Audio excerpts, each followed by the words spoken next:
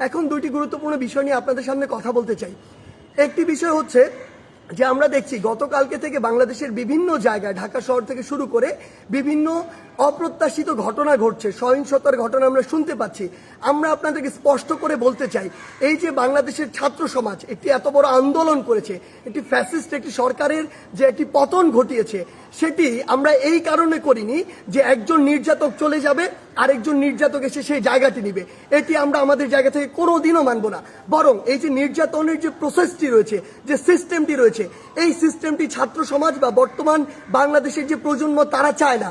সেই নির্যাতনের সিস্টেমটি চেঞ্জ করার জন্য আমরা আমাদের এই আন্দোলনটি করেছি, এই অভ্যুত্থানটি ঘটিয়েছি পুরো বাংলাদেশের মানুষকে নিয়ে।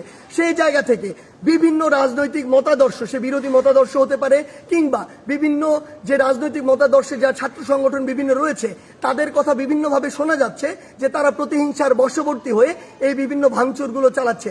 আমরা স্পষ্ট করে বলে দিতে চাই, এই বাংলাদেশে এরকম যদি অন্যায় বা অপরাধ যেগুলো হচ্ছে এগুলোর অবশ্যই প্রত্যেকটির বিচার হবে।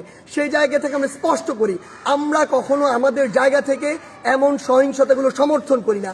একটি দল 15-16 বছর ধরে বাংলাদেশে এই একটি রেজিম চালিয়েছে, একটি যে স্বৈরাচারী ব্যবস্থা চালিয়েছে, আবার কেউ এসে যদি এটি চালায় তাহলে আসলে পরিবর্তনটা হলো কি, লাভটি হলো কি? আমাদের প্রত্যাশার সাথে এটা কোনোদিন প্রাসঙ্গিক হয়? কখনো হয় না। তাই আমাদেরকে এটা আমাদের কাজের মাধ্যমে প্রকাশ করতে হবে যে আমরা যে বাংলাদেশের স্বপ্ন দেখি সেটি আসলে আমরা সত্যি